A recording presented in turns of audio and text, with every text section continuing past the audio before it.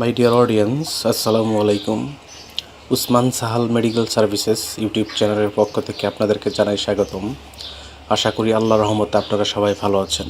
বন্ধুগণ, আজকের ভিডিওতে পুরানো কিংবা দীর্ঘস্থায়ী কোষ্ঠকাঠিন্য কিংবা কষা পায়খানা দূর করতে সহায়তা করে এমন একটি ওরাল সাসপেনশন বা সিরাপ সম্পর্কে আলোচনা করব এবং পাশাপাশি সিরাপটির নাম, দাম, গ্রুপ বা জেনেরিক নাম, প্রস্তুতকারক কোম্পানির নাম, খাওয়ার নিয়ম এবং এর সাইড এফেক্টস বা পার্শ্ব প্রতিক্রিয়া সম্পর্কেও আলোচনা করব।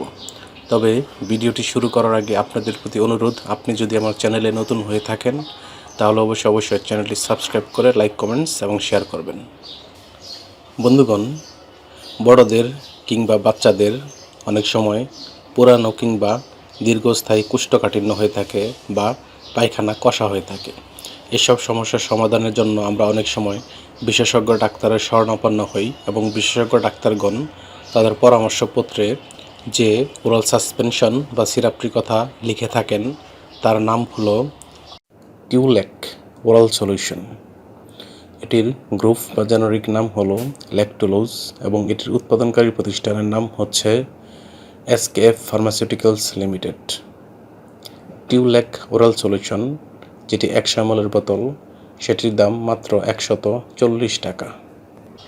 এটি খাওয়ার নিয়ম হচ্ছে ছোট এবং শিশুদের ক্ষেত্রে প্রাথমিকভাবে বা প্রথম দিকে দৈনিক 1 থেকে 2 চা চামচ করে একবার, এবং যাদের বয়স অনূর্ধ্ব 14 বছর বা তার ঊর্ধ্বে তারা 3 চা চামচ করে দিনে একবার, এবং অন্যদিকে প্রাপ্তবয়স্কদের ক্ষেত্রে 3 থেকে 6 চা চামচ করে দিনে একবার সেবন করাতে পারবেন, এবং তা অবশ্যই রেজিস্টার্ড চিকিৎসকের পরামর্শ অনুযায়ী।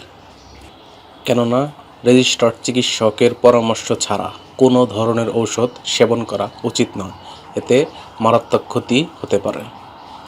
এই ওরাল সাসপেনশন বা সিরাপটি সেবনের পর সামান্য কিছু সাইড এফেক্টস বা পার্শ্ব প্রতিক্রিয়া দেখা দিতে পারে, যেমন পেট ফাঁপা হওয়া, আন্ত্রিক সংকোচন, ডায়রিয়া এবং উদরীয় অস্বস্তি দেখা দিতে পারে। গর্ভাবস্থা এবং স্তন্যদানকালীন সময়ে এটি খাওয়া যাবে কিনা সেটির পরামর্শ অবশ্যই চিকিৎসকের পরামর্শ অনুযায়ী খেতে হবে। এই ঔষধটি বা সিরাপটি আলো ও তাপ থেকে দূরে ঠান্ডা এবং শুষ্ক স্থানে রাখতে হবে এবং অবশ্যই শিশুদের হাতের নাগালের বাইরে রাখতে হবে, এবং ঔষধ কেনার পূর্বে অবশ্যই এর উৎপাদন তারিখ এবং মেয়াদ উত্তীর্ণ তারিখ দেখে নিতে হবে। ধন্যবাদ।